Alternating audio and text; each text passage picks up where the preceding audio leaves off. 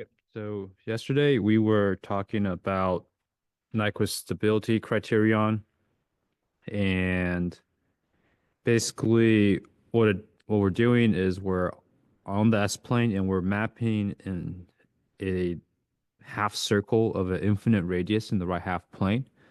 And the boundaries of the circle are the points of S where we're evaluating GH at those points. And then we are going to plot those points on the GH plane. And based on the shape of that plot on the GH plane, if we have, we can use this equation here to determine if we have closed loop poles in the right half plane, where we want z equal to 0, and p is the number of open loop poles inside the contour, which is something that we know. So here are the starting points. I think yesterday we got up to the analysis part where we have the starting points. Then we determined the imaginary axis crossing, then the real axis crossing, where we let the imaginary part equal to 0 right here. And then we find the midpoint where we sweep omega from 0 to infinity, and then we mirrored the drawing.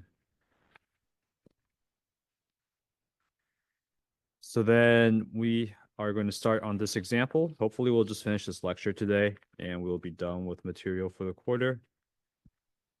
I am going to jump to my example now.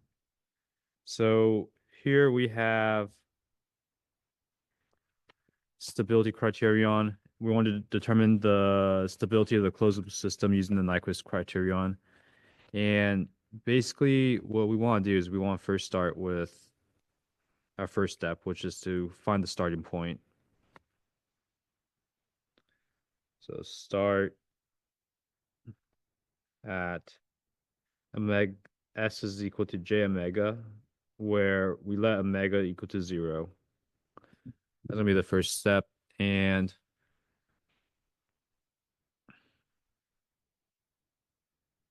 so what I'm going to do here is I'm going to first expand out this equation here. G of j omega, h of j omega. And I'm going to solve this first. I get 1 over, it's going to be 18 minus omega squared plus 9 omega times j. So I just plugged in s is equal to j omega and multiplied it out. And then when I plug in omega equal to 0, I get 1 over 18. This is when omega is equal to 0. And this is, which is roughly equal to 0.055 or 0.56. This is our starting point.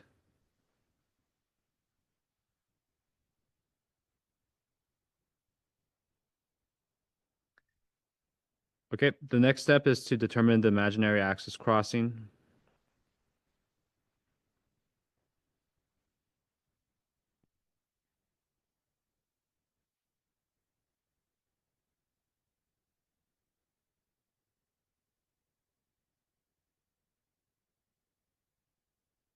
Uh, this is going to be the imaginary axis crossing where we would let the real part of GH equal to 0.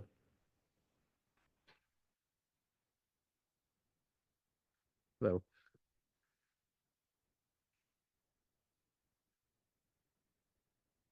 so we're going to let the real part equal to 0. So we need to multiply this out by its conjugate.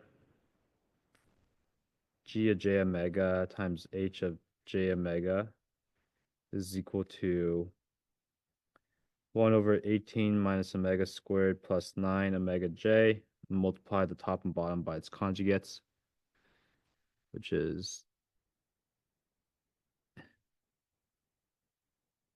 18 minus omega squared minus 9 omega j. So that's the conjugate. And we get this. So we get in the denominator 18 minus omega squared squared plus 81 omega squared multiplied by 18 minus omega squared minus 9 omega times j. And this is the real part, and this is our imaginary part. The denominator term here is just a constant. And we basically want to we want the real part equal to 0. And what that's going to tell us is this.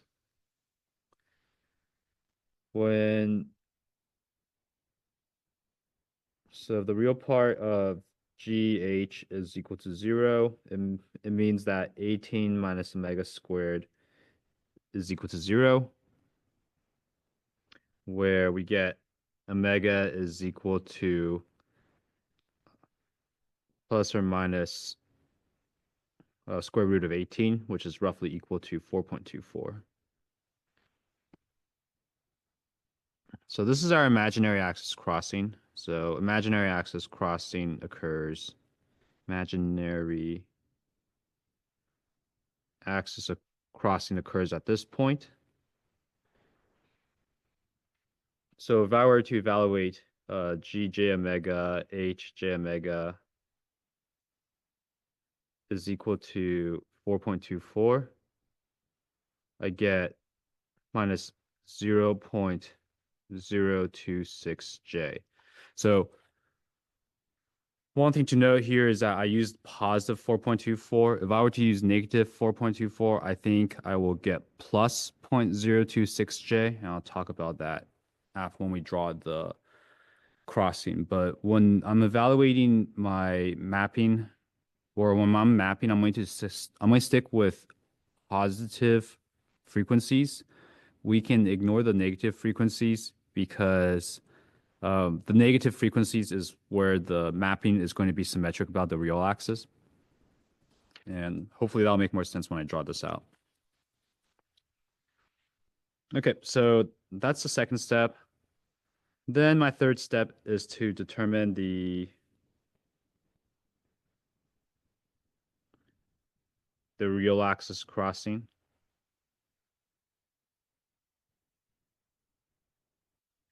In this case, it's going to be the imaginary part of GH is equal to 0.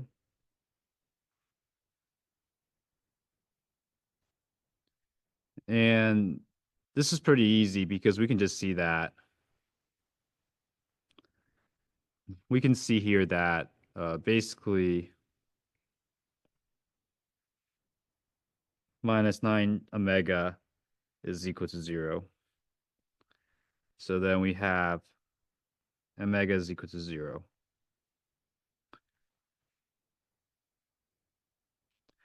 Okay, but one other thing we have to look at is if we look at this GH j omega, so this is the first scenario where we have the real axis crossing. The second scenario is where if we have omega going to infinity, and this is going to be the fourth step, is we evaluate omega going from 0 to infinity. We can actually see that there is a second real axis crossing. So maybe a better way of saying is the limit as omega goes to infinity of G j omega H j omega. This is the same as saying limit as omega goes to infinity of 1 over 18 minus omega squared plus 9 omega j. And we can see that these two terms will make the denominator a very big number, and that's equal to 0.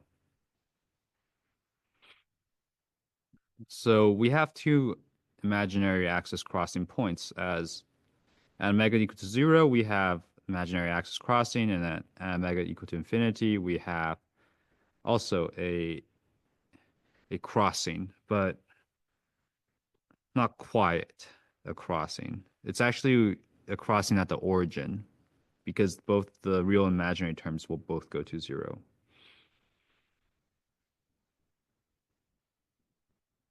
Okay, so when we plug in,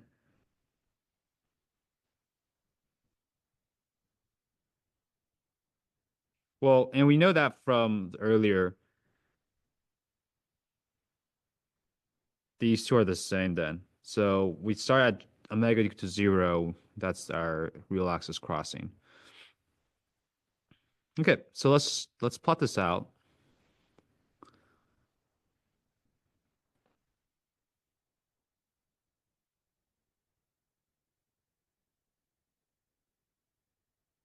And what I'm going to do is I'm going to make a chart here on the left side of all the values of omega. S is equal to j omega, and then we have our GH, values of G j omega, H j omega. And this is not the magnitude, this is the actual values. And I'm going to label these. So point A,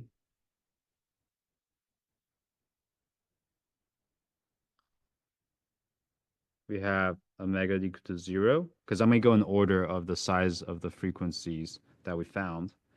And we got 0.056. Point B, which is omega is equal to 4.24. And we got negative 0.026J.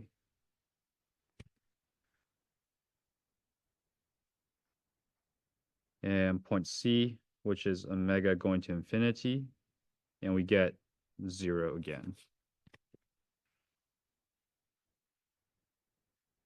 Okay, so now this is all we need, actually, to draw the Nyquist plot.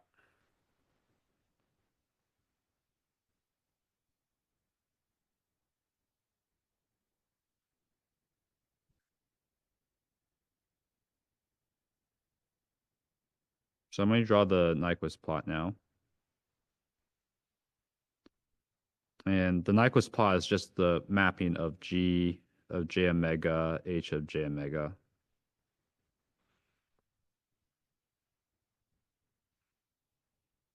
And this is going to be a very simple looking plot. Let's make this a little bit bigger.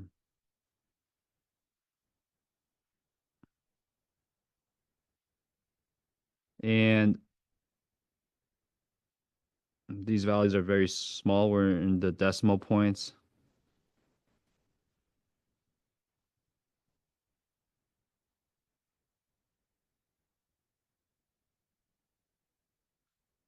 Okay, so if we draw point A first,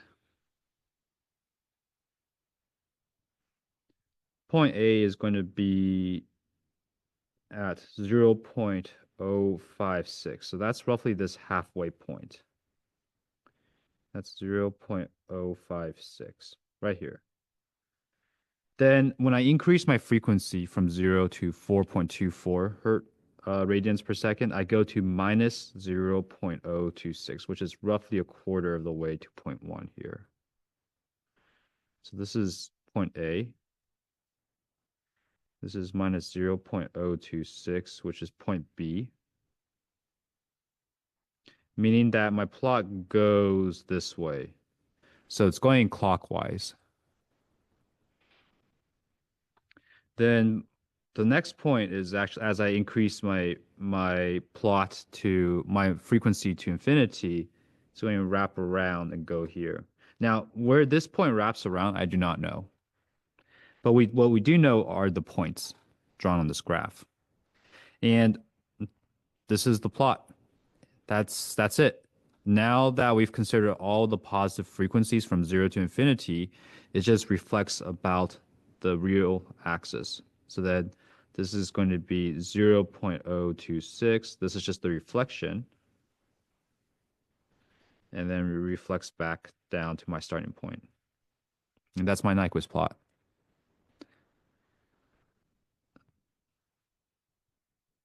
Now, we can have different designs. Like, it might not actually look like this. It could actually look more like this.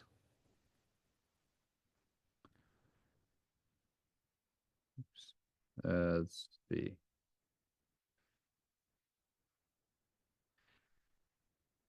It could actually, or it could look, you know, even weirder. It could look choose a different color that stands out. Yeah, it could actually look maybe like this.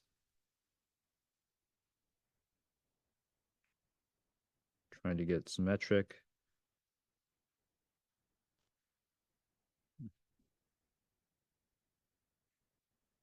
So the point is that while we don't know the shape between these points, we know the general shape.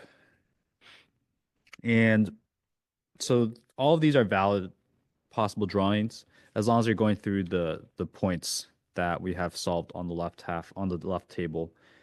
Uh, so now let's interpret this. Because we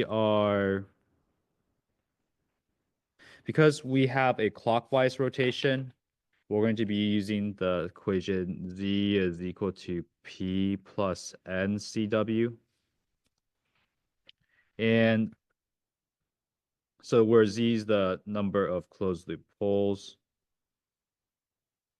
in the right half plane, this is the number of open loop poles in the right half plane. And our GH, I'll write it down here, but GH is equal to 1 over s plus 3 plus s plus 6. S plus 3 times s plus 6. So we have no open loop poles in the right half plane. So therefore, z is equal to 0 plus, and then NCW is the clockwise encirclements about -1. We have no encirclements around -1 because -1 is all the way to the left outside of this plot. So then we have 0. So then we have 0 closed loop poles in the right half plane. And that's how you draw the Nyquist plot. And that's how we read it as well.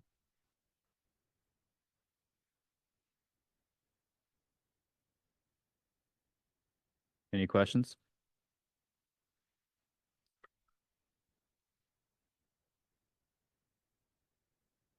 Okay, so there is a special case because we drew this contour like this, where we have, if we have the S plane and contour is gonna look like this. We have this infinite radius, and we found omega is equal to 0. Then we go to this point where omega is equal to 4.24. Then we go to this point here where omega is equal to infinity. That's what we did. Now, we can do this because our poles they're either outside or inside this contour, but there are cases where you have poles and zeros on the contour. And when that's the case, you can draw the contour such that it either encloses or excludes the open loop poles and zeros. All right, we have a question. Yeah.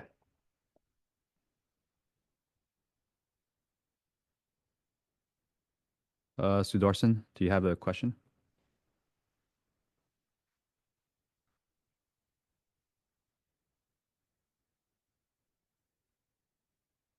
I'm not sure if you're muted. If you're asking the question right now, if you want to type it in or unmute and ask, you are welcome to.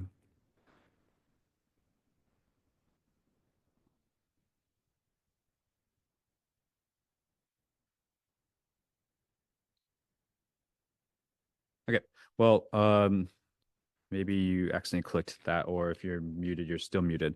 But anyway, I will continue. Oh, you pressed it by mistake. Oh, no worries. All right, so when we look at poles and zeros, if they're on the imaginary axis or on the origin, you just draw the contour to include it or exclude it.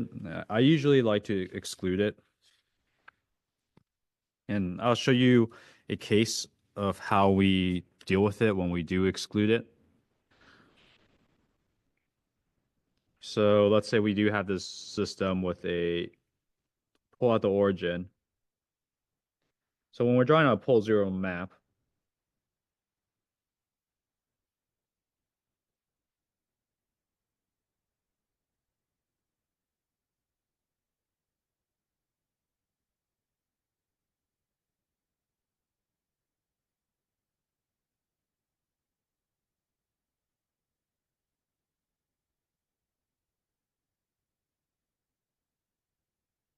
So we have a pole at the origin, and it's called,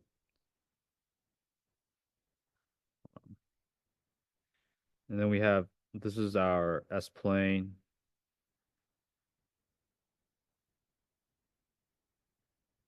And then I'm going to draw our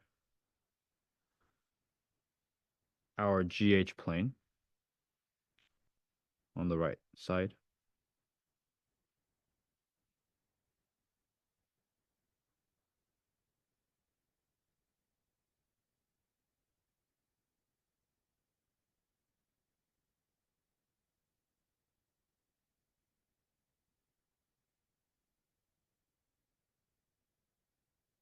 Okay, I'm going to draw our contour where we exclude this point. And then this is going to be an infinitely large contour. So where this is still infinitely long. And then we're drawing this contour in the clockwise direction. Okay, we're going to look at 3 points here. I'll call this point 1, point 2, and point 3. And if I were to measure this enclosure here, or it's going to be epsilon, size epsilon, where it is like infinitesimally small. Basically, epsilon is basically the size of it is 0, but it's non-zero. Okay, so then let's evaluate GH at points 1, 2, and 3. So at point 1, S is equal to minus epsilon J. Then when we take this point, GH is going to be equal to 1 over minus epsilon J. So 1 divided by a really small number becomes really large. So when we take the magnitude of it, we get infinity.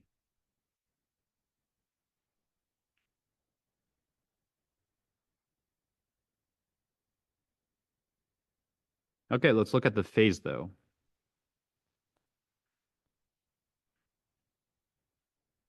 The phase is going to be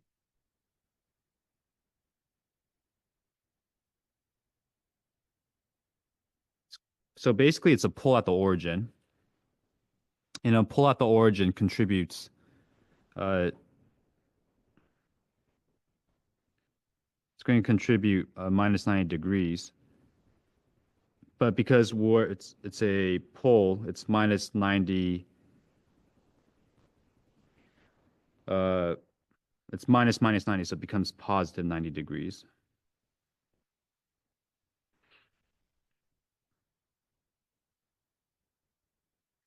And let me just write it out. So if I were to rewrite GH here, I can rewrite this as epsilon J over epsilon squared. Because I multiplied the top and bottom by epsilon times J. So I get this version instead. And then when I do evaluate the pole, it's going to be 90 degrees, the angle of GH. So angle of GH is equal to 90 degrees because there's no real part. So that means this point here is going to be right here at infinity because we have 90 degrees and with the infinite radius. And this is point 1.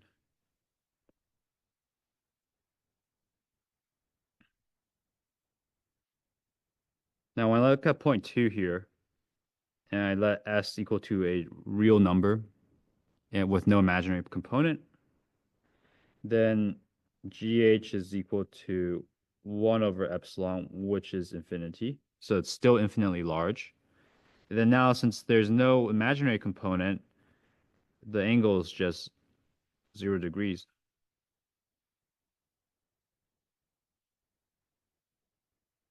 So now we have this length here at infinity. It's 0 degrees. So then my contour is going to go to this next point here, to point 2. And then finally, when I go to point 3, S is equal to positive imaginary component. GH is equal to 1 over epsilon J. Same thing, magnitude is still infinitely large. But now my phase is going to be minus 90 degrees.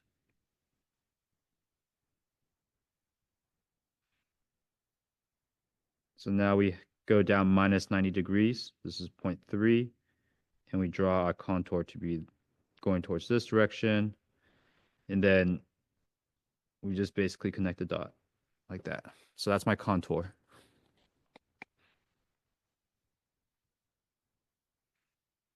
So here, when I interpret this system, my contour does not encircle this pole at the origin. And I have no encirclements around -1, so I have no closed loop poles in the right half plane. So the system is stable. So this is a stable system. And that's because we have Z is equal to P plus N clockwise. And we had 0 plus 0 encirclements. So we had 0 closed loop poles in the right half plane. And integrators, when you use feedback on integrators, they are inherently stable systems.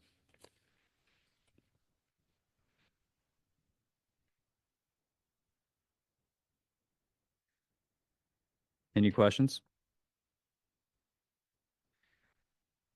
Okay. So let's go to this example. So this is going to be a slightly harder example, and I talk about gain margin, and I'll tell you how to interpret that next, and how gain margin relates to Nyquist stability criterion. This is going to be our final big example before I talk about gain and phase margins with Nyquist plots. If we don't finish this today, I mean, I'll finish it tomorrow, and we'll be done with all the new material. So tomorrow will just be a short lecture. Yeah.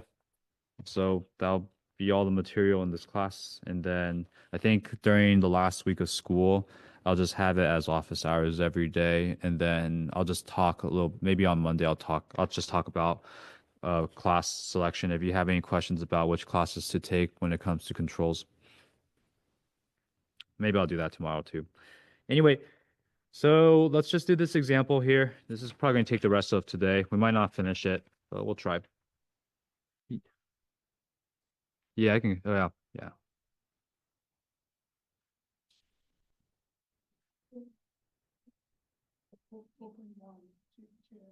Yeah. Uh, sorry. Right here. So 1 over epsilon minus epsilon j.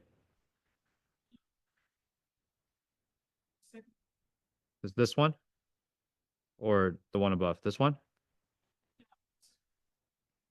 This is a typo. Oh, sorry. Yeah, you can just show me. Then it's J over epsilon instead of 7 times J over. Oh. Yeah. Sorry. That's correct. Thank you. Yeah, this is going to be j over epsilon. That's correct. Thank you.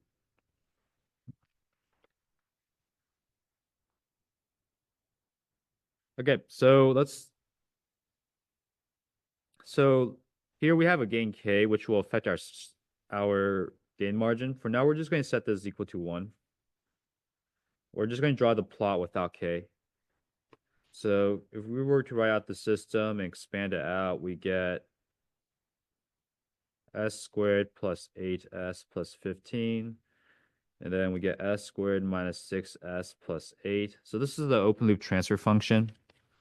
I guess like when I'm talking about Nyquist plots, I'm always going to be referring to the open loop transfer function looking like this.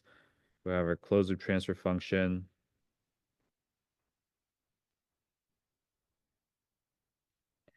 And we're just plotting the open loop transfer function. We're mapping to the open loop transfer function, but we can interpret that stability using that without closing the feedback loop.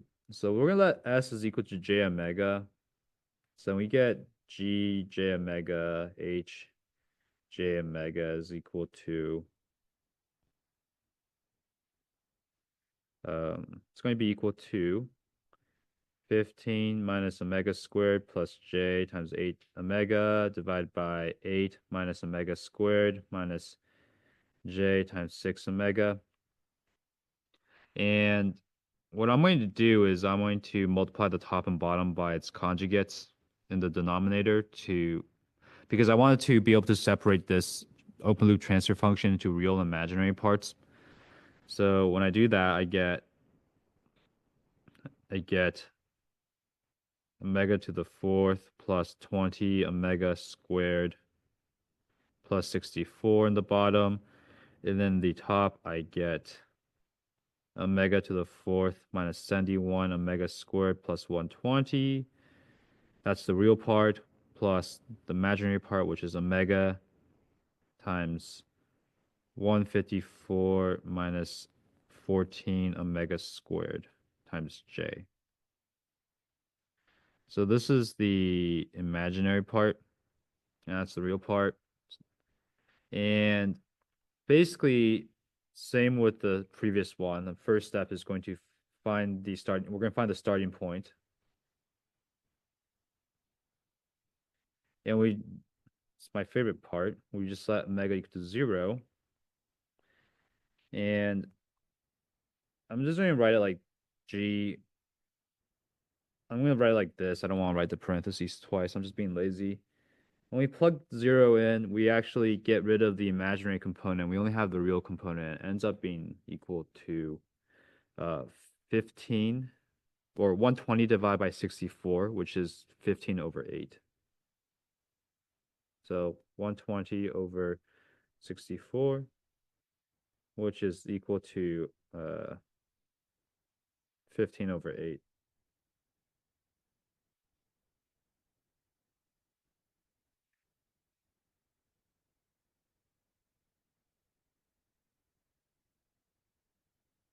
Okay, so then now next we want to find the real axis, imaginary axis crossing. So imaginary axis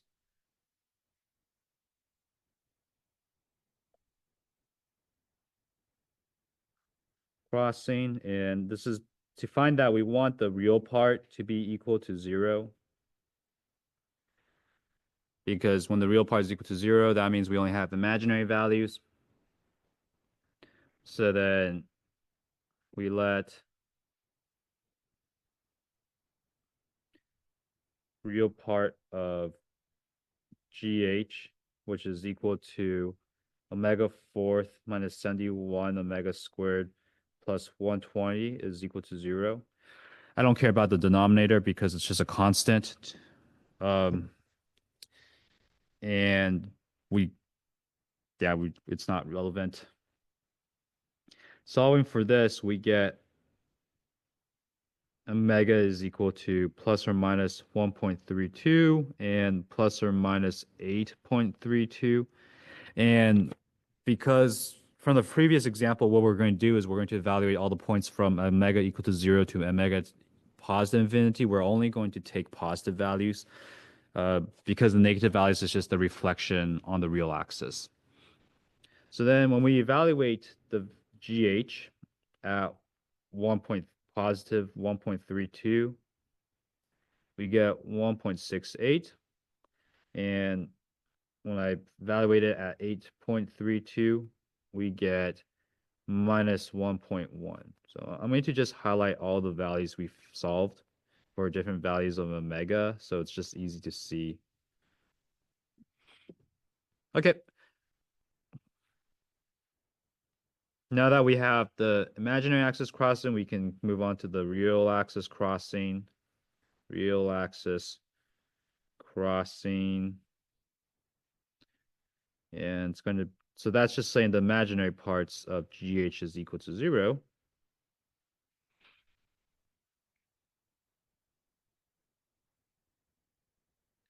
So that's saying omega times 150.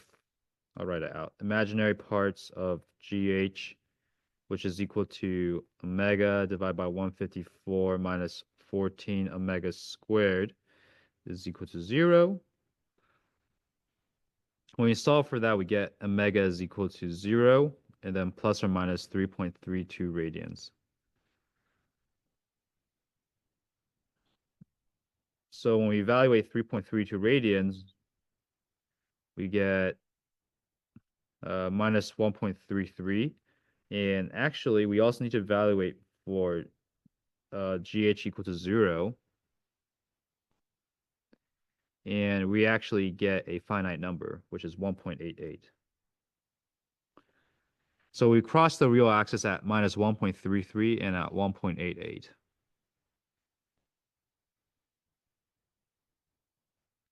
Oh, sorry, apologies. And I also need a J right here too. These are my imaginary axis crossing.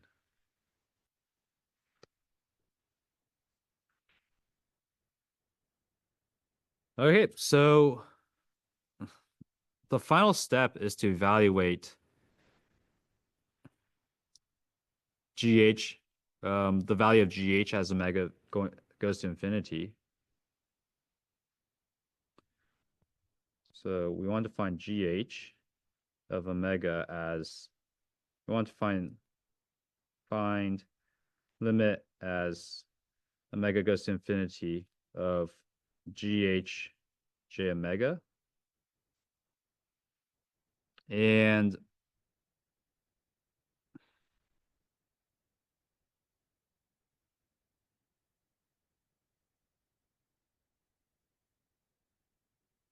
we're going to take this form here. And we get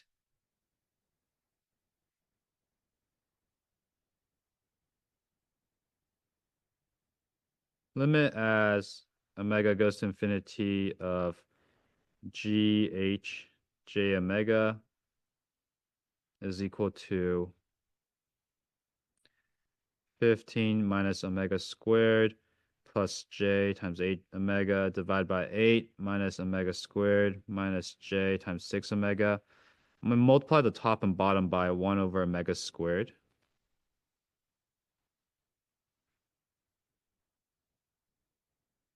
And then I get limit as omega goes to infinity of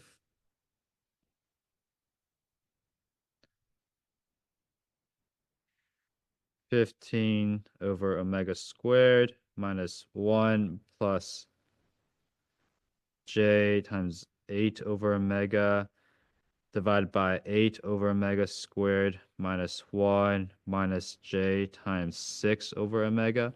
And as omega goes to infinity,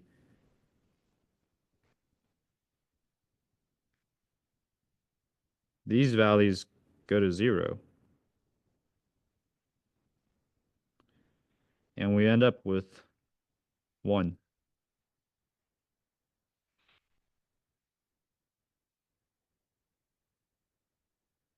So I'm gonna write on the side GH at J omega as omega goes to infinity is equal to 1.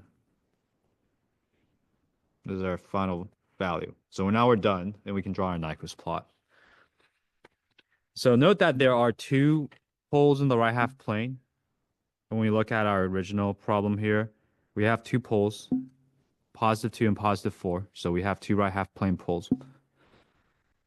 Likely we're going to have encirclements. because we're not encircling the zeros. And what I'm going to do now is I'm going to write down all the values. So if I have omega on the left here,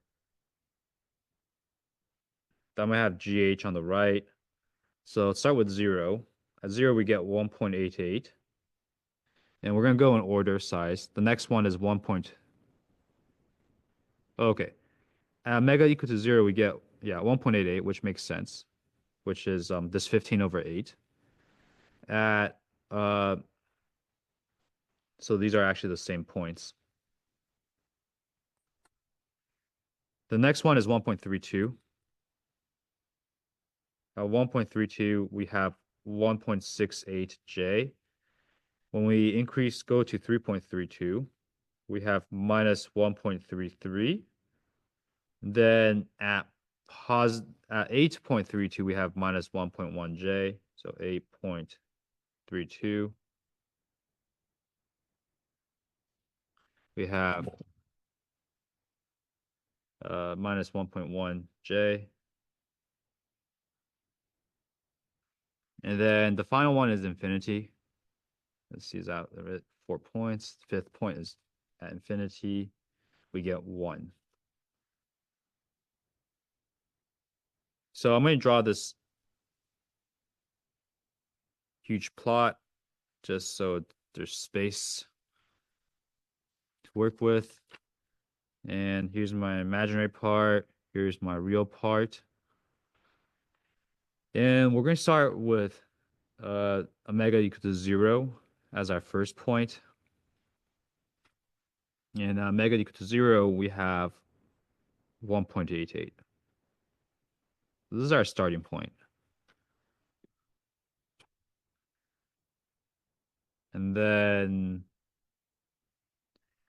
the next point at 1.32, we have 1.68J.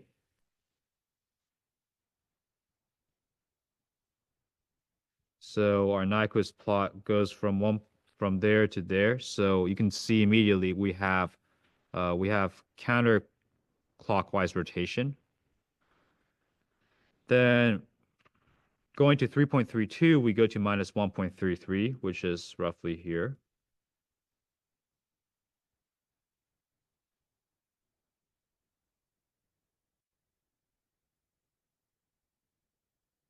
And then when we increase our frequency to 8.32, we go down to minus 1.1J.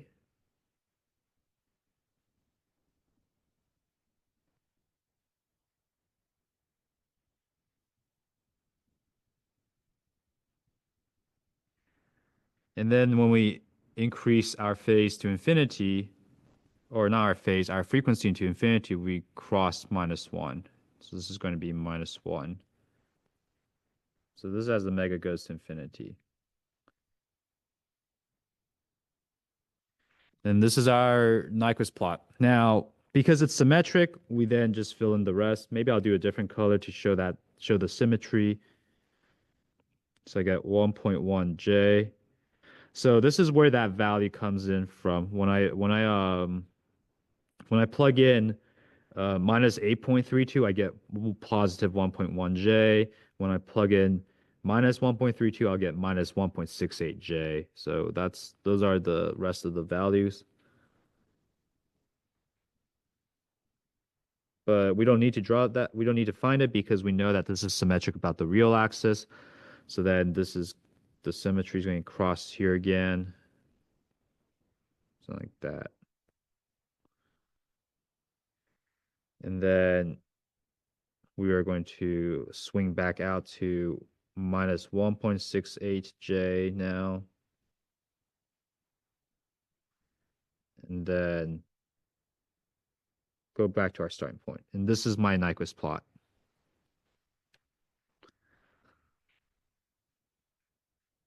And to interpret it, we're going to look at this.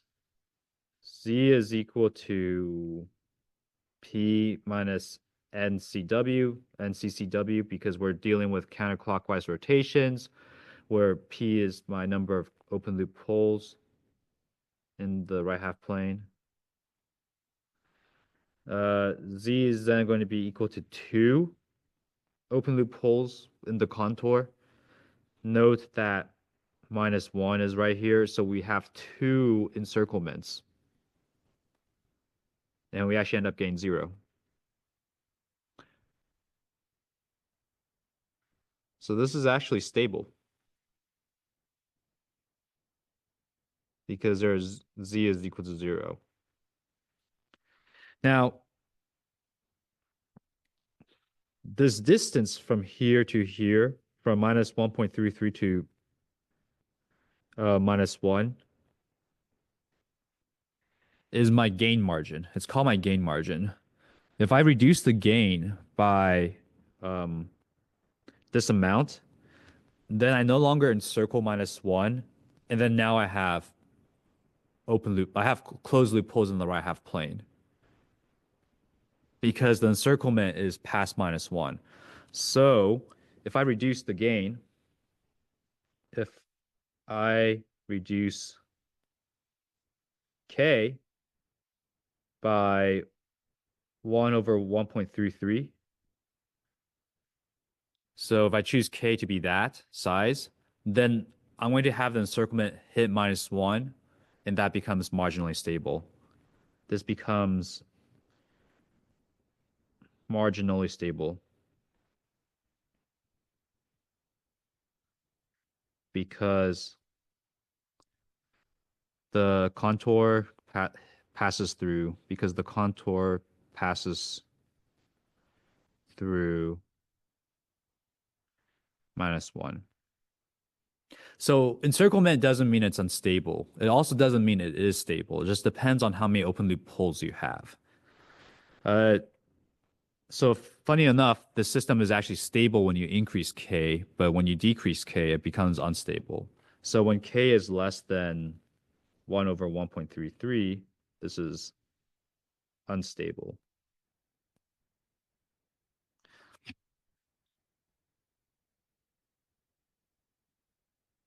So I'm gonna have to finish this up tomorrow. I just want to show you on MATLAB real quick this example. And I think today I'm just going to have office hours online as well. So right here, here's my Nyquist plot. And oops. So this is what the Nyquist plot looks like. It looks very similar to what we drew.